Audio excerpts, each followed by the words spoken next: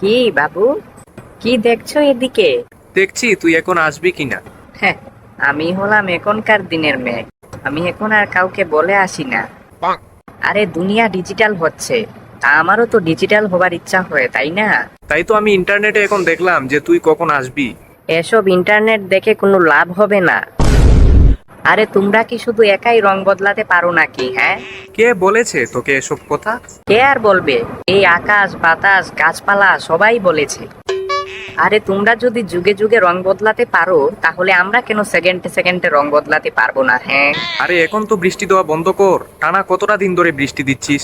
এখন আমি বৃষ্টি দেওয়া বন্ধ করব না। তাহলে? তোমাদের সবারই পৃথিবীতে পাপের ঘোড়া পূর্ণ হয়ে গেছে।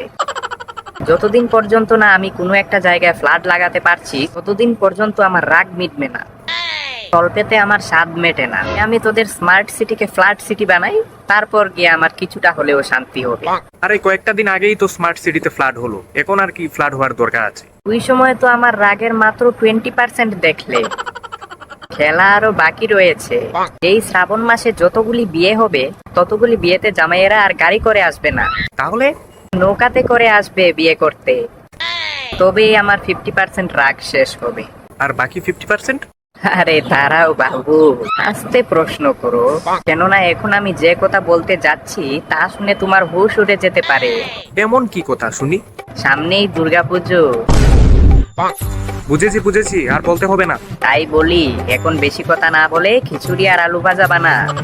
কেননা আর 2 ঘন্টার মধ্যে আমি আসছি, তাও আবার 80 কিলোমিটার বেগে।